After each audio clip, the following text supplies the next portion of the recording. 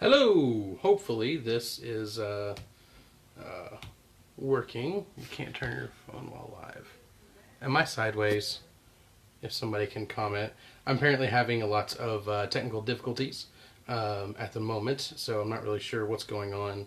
YouTube is not being friendly, and this Facebook Live says comments will appear here, but it says I can't rotate the camera. And am I sideways or am I right side up? If somebody can comment and let me know, because it looks like I'm right side up. Hello everybody. So yeah, if you could sideways. Okay. Better? Okay, cool. Thumbs up. Alright, so we'll try this. Try it this way. We'll maybe get a video up on YouTube later, and if not, we have what we have, and we will work through this with all the lovely technology, stuff that technology can bring, along with my cool monkey head coffee cup. Alright, so I do see a couple comments, people asking for, maybe text, I guess, asking for help. I think somebody wants to send a link or a note to Nate on how to do the join in the Facebook Live, because he seems illiterate according to him. But anyways, I'm going to go ahead and get started. Thank you guys for joining in.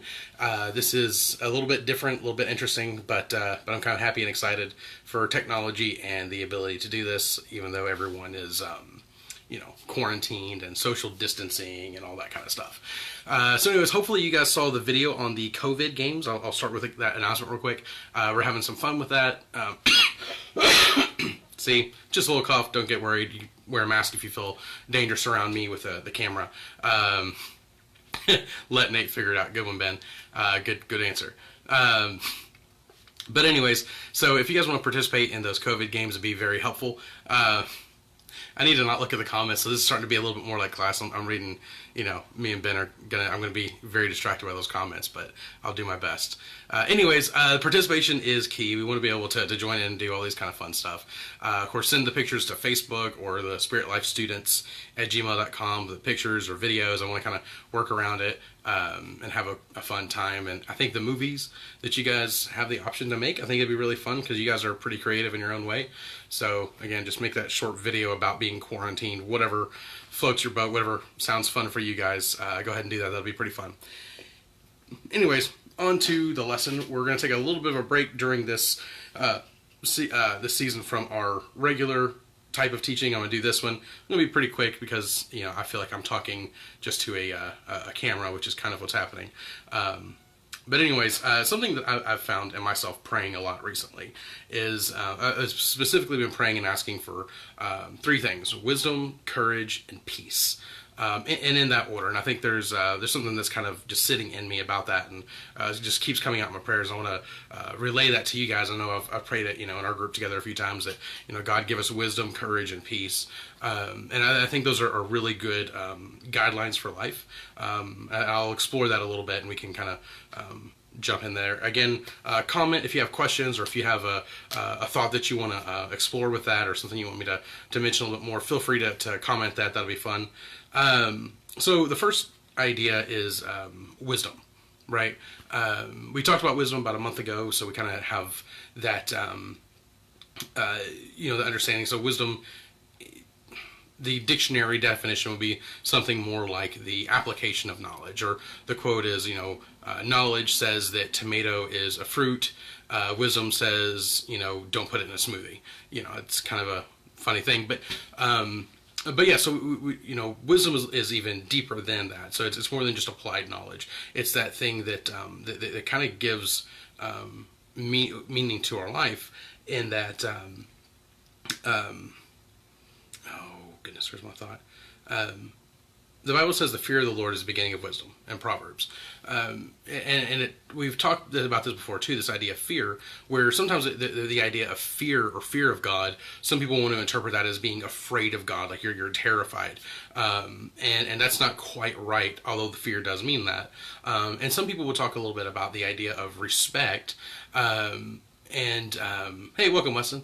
And maybe the term fear, I fear God, it has to do with a reverence or respect. And while that is technically true, that doesn't quite hit the nail on the head. That's kind of circling in the area of it. But really, what that term fear means is this idea of awe and wonder and majesty. So whatever that means to you, if you've ever heard an astronaut tell their story about the first time they saw the Earth from space and just that breathlessness that they experienced, or somebody going to the Grand Canyon, and being able to see just the just incredible features of that, or maybe somebody, some of these, maybe you've been able to travel, or this one might be hit, adults or parents more, is like, if you're in the room when your child is born, and that's just it's a very special moment, and that awe and that breathlessness of that majesty and that wonder, that's what that term fear means. And so it does kind of encompass the other things of being afraid or having reverence, but it goes so much deeper than that. And so the Bible talks about that being the beginning of wisdom,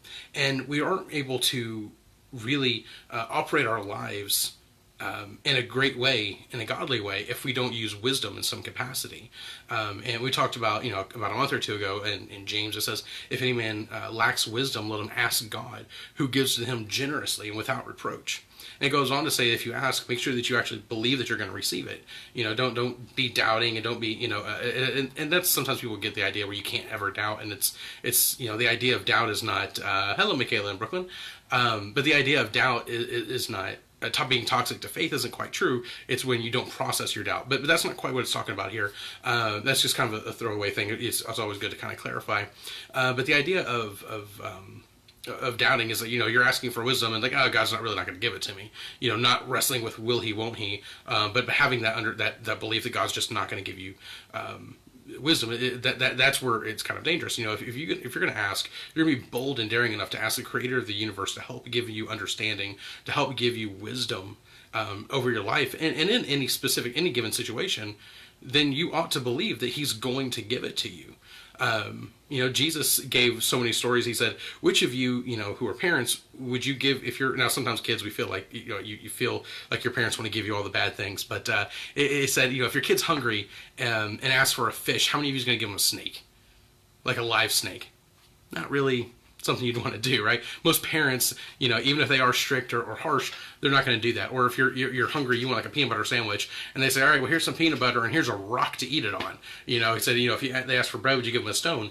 He's like, if you who are wicked know how to give good gifts to your children, how much more does your Father in heaven?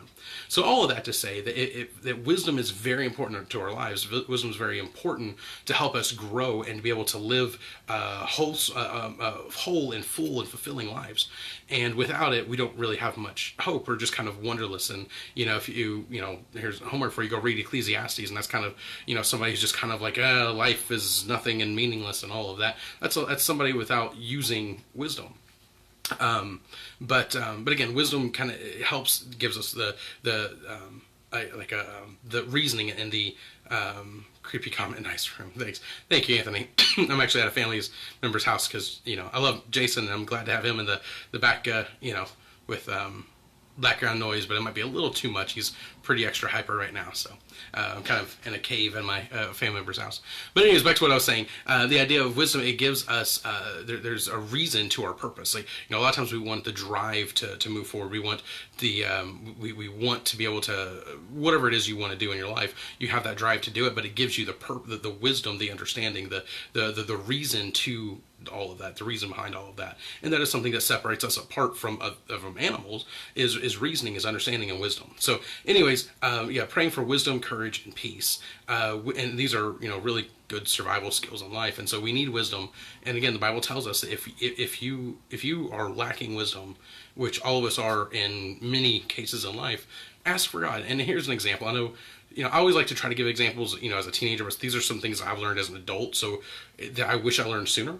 But like as an adult, when I was, at different jobs and stuff, I'd find myself in over my head. Now that's a situation that most of you guys can probably attest to. Like you felt like you've been in over your head at some point. And if you ever feel like you're in over your head and you don't know what's going on, ask God for wisdom.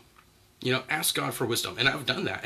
And sometimes I didn't have all the knowledge I needed, and I was able to discover that knowledge when it was needed.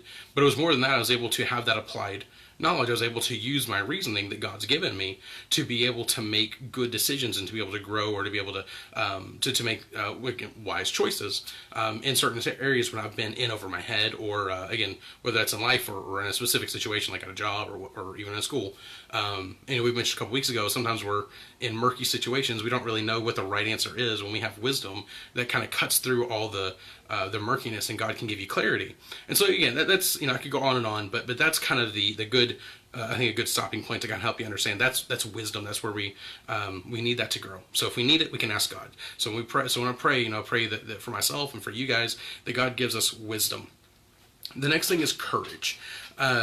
Courage is something that is, I think, a lot of times mislabeled. Sometimes people get it right, and it's kind of all over the place. I think sometimes people have a general idea of courage. If I might be misquoting it. I don't know. There's I think I might get the quote right. I think it's John Wayne. I think Ben can correct me. He's got that. His dad's got that picture that we've got in our youth room that's been in there for in the youth room forever. But what is it? Courage is being something like being scared to death and saddling up anyways. People, sometimes we think bravery is this where you're no fear. Well, if you're not afraid going into crazy situations, you're stupid. Is what I've heard. It's kind of blunt, but it's kind of to the point. If you're not afraid of a situation that could go south, or being in a tough situation, something might be wrong with you. However, the idea is to not be afraid. And I think there's a deeper truth there that hits in society in general. So it's not about not being afraid. It's about moving forward whether or not you feel fear. You might feel a little bit of fear. You might feel a lot. I don't know. But regardless of what your fear level is, it's moving forward. And we do live in a society where we want to live in a situation where we have no consequences. Right, we want we want all the good things. We want to avoid the bad, but we forget where the Bible talks about that suffering. This is it. Courage is being scared to death and saddling up. Anyway, John Wayne, awesome. But the Bible it talks about. Dang it! Now I lost my thought. You did good, Ben, but man. Anyways, patience and long suffering, and how those are important things that sometimes we can grow when we suffer. Not that we don't seek out suffering. We don't have to try to find. Don't put yourself in these crazy situations that you have to be suffering at some point. But also, if it comes your way, embrace it with all the courage. The Bible says that the righteous are as bold as a lion. We can have the courage to go into these very intense situations, and with and that's where wisdom comes in to help us. That we can go into these crazy situations with a clear head and a clear mind of knowing where we need to go. And if somebody wants to text Nate, I know he's still having troubles. If you can text him that we are live, great. If not, no worries. But I'm going to read a quick little bit in Joshua, and yeah, I'm going to read a quick little bit in Joshua. Some of you guys, if you've been around, you guys probably know this, but just because it's said a lot, just because it's mentioned a lot, doesn't mean its value has gone down. It means it's very important, and we probably need to pay attention. So Joshua chapter 1, and just a super quick, I'm going to less than 30-second history, is that Joshua was Moses was leading the Israelites. Joshua got to see the exodus of Egypt, the 40 years in the wilderness, all the miracles, all the fun stuff, and then Moses dies because he wasn't he disobeyed God in some key areas. And of course, if that's not going to put some fear in you, what will? But now Joshua is leading this entire people. Moses brought them to the edge of the promised land, and now Joshua has to go in, and he has this monumentous task before him. And if if you would not be terrified in that situation, you're not a human. That's one of those situations where you are going to be absolutely terrified. But Joshua chapter 1, so the very beginning, kicking it off.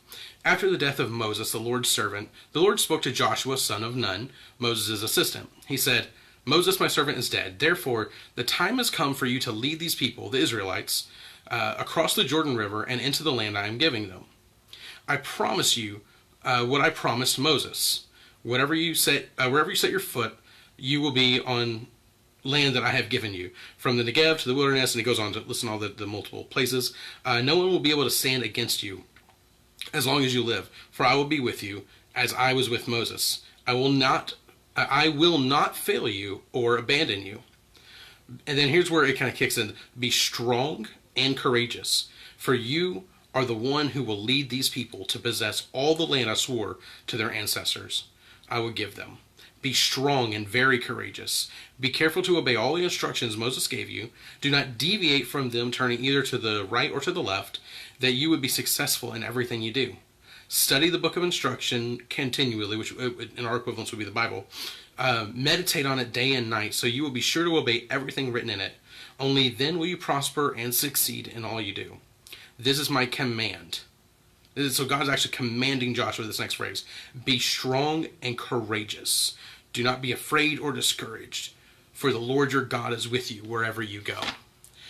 And so, again, the idea of the fear there, like not to be afraid it's don't be overcome by this fear. We all experience emotions, but we don't want to be overcome by them. We want to be to have that fruit of the Spirit of self-control, to not let the fear dominate us, but we can move forward. And we can go on and on about fear, and fear is not of God, but again, we feel fear. Feeling fear is one thing. It's fine to feel it, but don't be overcome by it. Don't give in to it. Whatever the situation is in your life, be courageous, stand up to it, and fight. I don't care if you're a man, woman, boy, girl, child, young, old, whatever your situation is. You do not have to cower in fear, but you can be courageous. You can step forward, and mixed in with that text there, God was telling Joshua, like, you already have the knowledge, you already have the wisdom of what to do. You already have the instructions on how to live and how to do this right. And even further, Joshua had encounters with Jesus, or encounters with God, where God would give him wisdom in certain situations. That was one of the key things that helped Joshua to be very successful commander. When he went in to take the promised land, was that he did not, he continued to seek God. It wasn't just I hear from God once and I'm done. He continued to have that experience with God. He continued to be humble and to understand, I don't know everything, and God, I need wisdom. Give me wisdom. Give me understanding. How do we do this? And sometimes it was very, very simple, sometimes very complex. Whatever the case was, when Joshua listened, the Israelites would do well. And when Joshua did not listen in a few occasions, it did not end well for the Israelites. So as God promised, he was there with them. But that commandment to be strong and courageous multiple times, over and over and over, to continue to be courageous again, in the face of uncertainty and in the face of fear, all of that, to not back down. That's what we need in our lives. So we need wisdom and we need courage. And coffee, but that's less Bible and more, well, I guess I can argue Hebrews, but anyways, we need wisdom, we need understanding, and then we also need the courage. So wisdom to do the right, to know the right thing, to know the greater good, to know what to pursue, to know how to pursue it, and that fear of God to make that wisdom something that is going to make us even better. So we need the wisdom, and then we need the courage. So we need to know the right thing. We need to do the right thing. And the term, the last one is peace. So we pray that God gives us wisdom, courage, and peace. And the term peace, or shalom in Hebrew, which is usually the term that's used for peace, is not just this, there's no drama in my life. I mean, how many of you, comment, say, yeah, I like it if there's very little drama in my life. Sometimes this might be fun to watch it at a distance. We'll find some, videos of people fighting over toilet paper, on the internet is kind of a fun thing to watch. But as far as it being in your life and the stress and taxing on it, but that's not what the peace means. That's a very cheap version of it. I mean, it doesn't, it is encompassed in that, but it's kind of a cheap version. The idea of peace is a total encompassing peace. So it basically has it kind of covers everything, basically, but it ultimately is total completeness, success, fulfillment, wholeness, harmony, security, and well-being. I'll say that one more time because I did. Hopefully, I didn't go through too fast, but it's a it's an all-encompassing piece, and it's a totality of completeness, success, fulfillment, wholeness, harmony, security, and well-being. And so that's what this term peace, so what this term shalom means. And so when we pray for peace, it's this full, encompassing peace. And one of those words it mentions in there is there's a fulfillment or wholeness, and that's essentially what comes naturally if we live a life that is filled with wisdom and courage. If we seek God for wisdom and we have the courage to pursue whatever wisdom that God is giving us, whatever it is, whether it's something that's easy today or hard tomorrow, you will have a life of peace. You will have a life of completeness, a life of wholeness. It doesn't mean that you won't have a life of warfare or fighting and striving, but it will mean that there will be value to all of that there will be fulfillment to that. And Jesus says that I've come to give you life and to give it more abundantly. And sometimes more abundant life means more struggles, more fights. But it doesn't mean that the fights are worthless. It means the fights are actually, there are value in your fights. So don't back down from struggles in your life. If there's a struggle in your life, ask God for, don't just approach it without wisdom. Again, there are several times or a few times in the story of Joshua where he did not seek wisdom from God, and he just went in and they tried to attack one place. It was this tiny little town, and what do you know? They failed. They lost. Israel, this big giant army, their second battle in the promised land, they lost horribly. There's another situation where they should have been able, they got tricked and bamboozled and absolutely confounded, but because they did not seek the wisdom of God.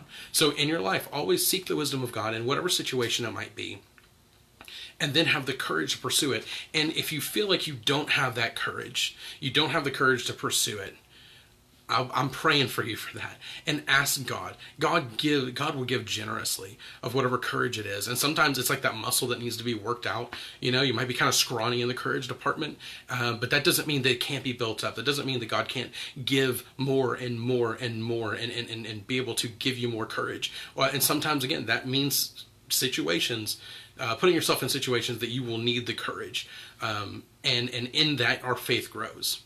So, again, let me pray for you guys real quick. And if anyone wants to add a comment or something like that, more than welcome, and I will be able to, we'll have some little fun with that.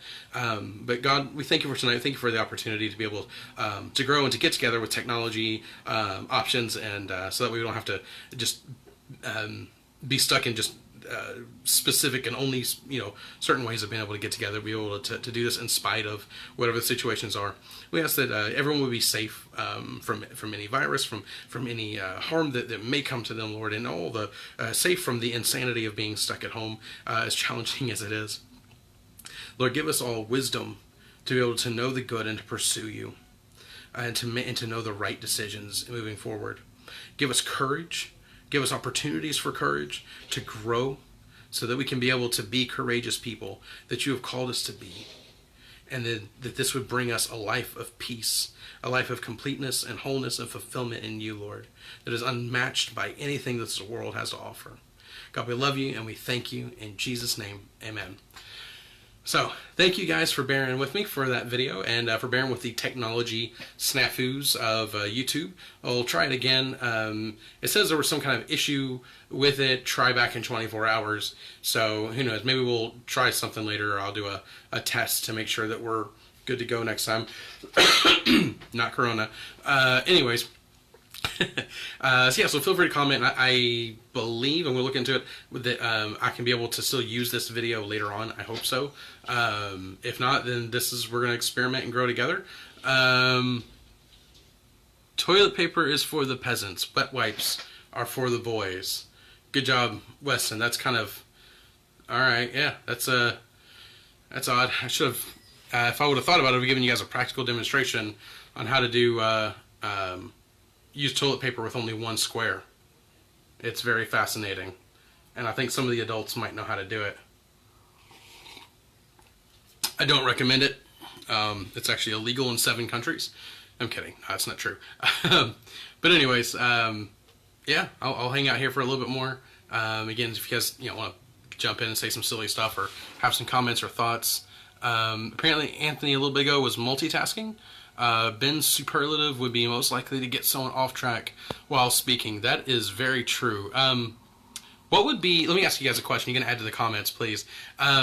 So what would be the best kind of speaking engagement that it would be no, not demonstration for the one square toilet paper man. But what kind of would be the good job, Jonathan. Thank you. Yeah, just use the shower as a bidet. Bid it if you're an uncultured swine, but bidet if you're if you can pronounce it right. But anyways, here's a fun question for you guys. So with Ben's superlative of being able to distract any speaker, and I really hope that's the case. What would be the best type of speech for Ben to distract the speaker on? What would be the best kind?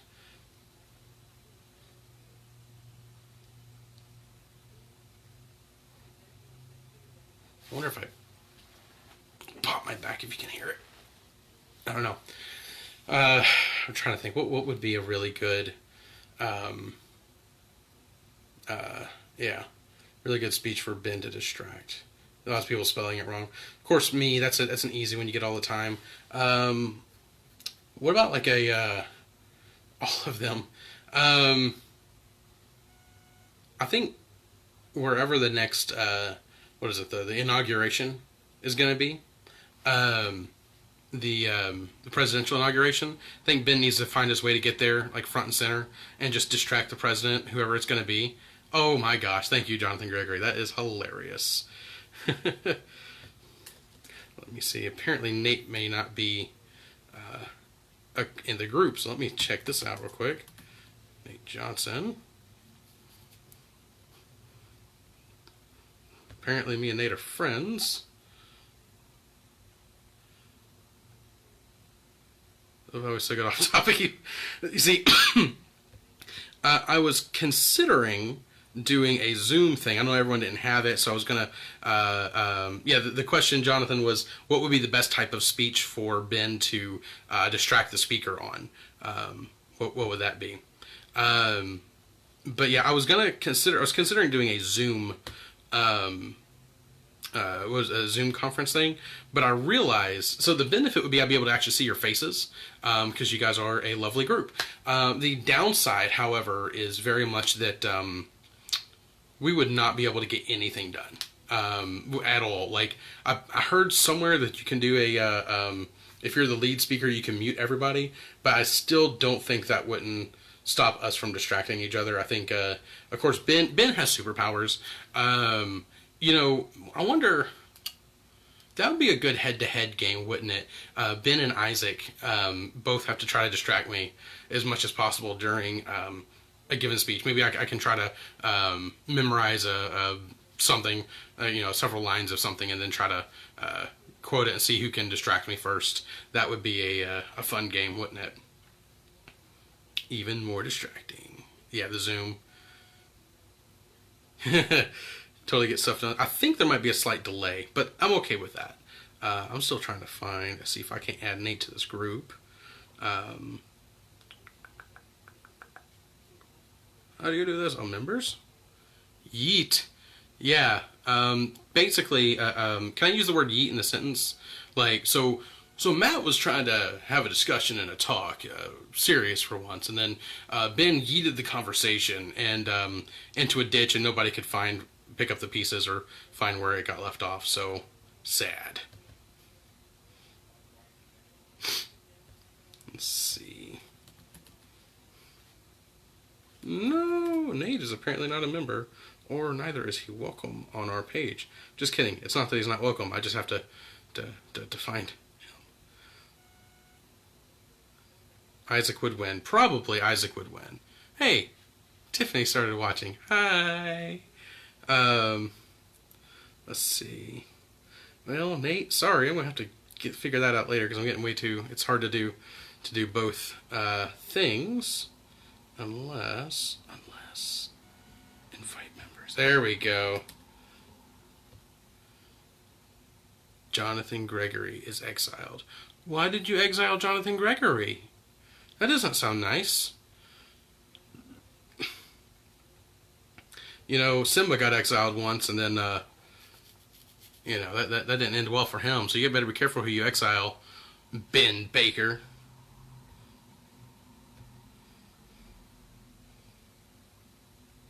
Cool. Bahaha. So yeah, that's another thing, and so obviously it's kind of difficult because I'm hearing only myself, but I'm seeing you guys and imagining you saying these things. So like when people do the bah ha ha ha, I know that's kind of like the you type it, it started off with a typo, I think, but have you ever heard anyone throw a B in their ha ha ha? Or the best ones are like ha ha ha ha ba ha ba ha.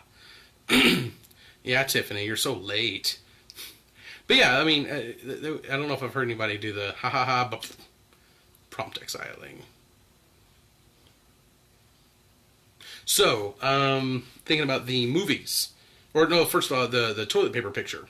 So if anybody still wants to send a toilet paper picture, I think Isaac's the only one that I've seen posted it yet. Good job, Isaac, with the 4,280 toilet paper rolls you had there. That's awesome. So yeah, take your pictures, put them to Facebook. Of course, if you are seeing this, you're clearly attached to Facebook in some capacity. But get all the toilet paper rolls in your house and toilet paper. Okay, so these things that Jonathan Gregory are posting, this tiger bear thing, I don't know what it is, but it is hilarious. And when we were at Winterfest last year, the leaders were all in a group chat, and I think Medcraft, or was it Gregory? If Tiffany or Jonathan can remember, you can put in the comment and remind me. But it was either John Medcraft or Jonathan Gregory who started with those, and there's several different gifs of those, and it was hilarious and quite disturbing, actually.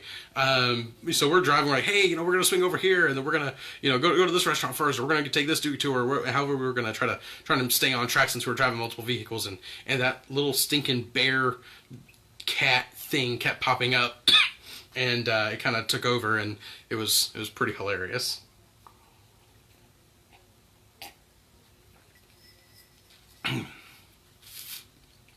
But anyways, yeah. So send the pictures of the toilet paper. I think the next one we're gonna do. Let's see.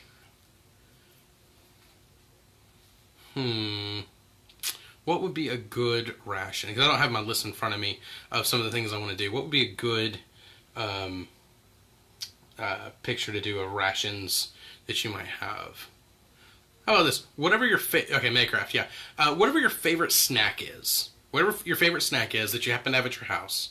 Get yourself a picture of yourself. You want to be nom-nomming a stuff in your face, or if you want to, take your time and do it a little bit, not stuff your face with it. You want to actually portion it out. Whatever you want to do, I don't care. Take a picture of you with your favorite snack at your house that you actually have, because you actually need it there. And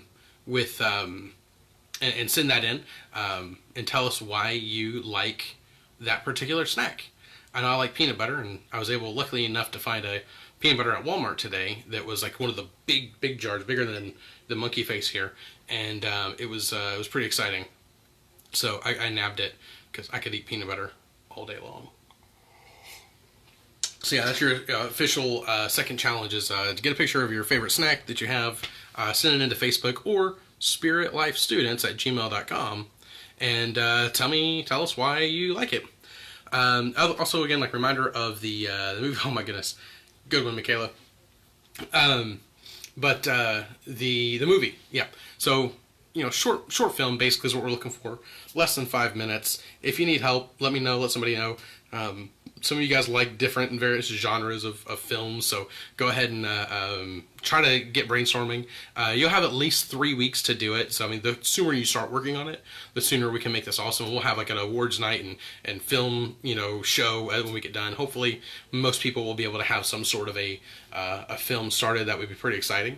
And so some of you guys might want to do a documentary, or more comedic, a mockumentary, or just straight up comedy. It could be a solo film where you are literally the only person. You can incorporate friends, families into that. If you guys want to get together as a group, whoever is able to do that, you're more than welcome to try to do that as well. If you want to do one it's like a horror film, because I know some of you guys really like the horror genre. I'm looking at you, Michaela. Zombies or whatever. You can do whatever you want to do.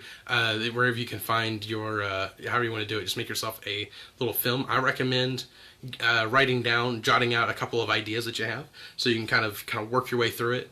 But yeah, about a 5-minute video, and I think you guys will come up with some pretty cool stuff. Oh, I think it disconnected and reconnected. So I think I might cut off here in a moment, but I'll give you guys another moment to keep commenting or oops. The Kitty, Ben, the comment Ben has is who is Kitty, and I think it's important to understand that it's kitten is how it's pronounced. As we know that Jason's kitten at home is named Kitten. I'm sorry, Kitten. That's it. She had a name at first, but it just turned out to be Kitten, and so that's a good representation of our cat there, Michaela. She's always lying about not eating and always needs more food. So I don't know if you guys have cats like that. It was like, no one else fed me. I'm hungry. Like, yeah, I just fed you 10 minutes ago. Cats, man. Cats. I'm more of a dog person. But whatever. Anyways, so I'll go ahead and hop off here. I hope you guys have a good time. And then I will, again, try to figure out this YouTube thing. And if this does continue, where we're going to be away from each other, doing more social distancing for a longer period of time, of course, I'll be trying to stay up to date on. Oh my gosh, Jonathan. Yes, that is the one. That is the one that really creeped us out. Jonathan Gregory. But anyways, if this does continue on into next week where we're at a church, as far as together, we'll do another one of this, and I will hopefully try to get YouTube working by then and all that kind of fun stuff. But also be on the lookout. We'll have a much shorter video by one of our leaders coming up soon, I believe. Just kind of a good encouragement, just kind of keep the spirits up during the Corona plague thing. One last question for you guys before we go. How many of you have either downloaded or played the Plague Inc. game since the start of this craziness? Go ahead and comment that, because that'll be a fun thing to see. I downloaded it, fully intending to play it, but then I got distracted because that's just me. But I will probably play it at some point just because it's a fun game. I haven't played it in a while, and now that game's had a lot of people trying to play it since the start of this thing. So, anyways, I'm gonna drink the rest of my coffee and sign off unless I see anything very distracting on the comments.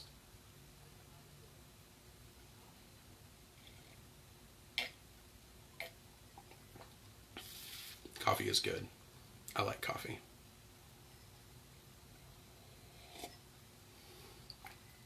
Got this from Disney. It's an Indiana Jones thing. I think it's supposed to be a reference to the second movie. Good job, Isaac / Derek.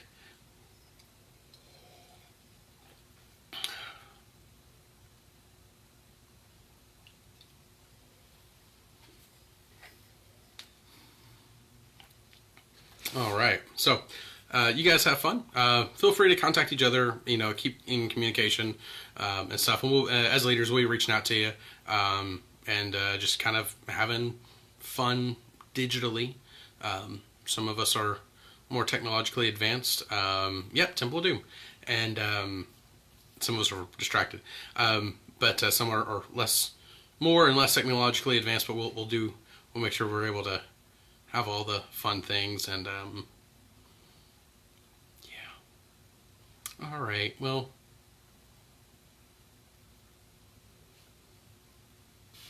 oh, right, sorry, got distracted again.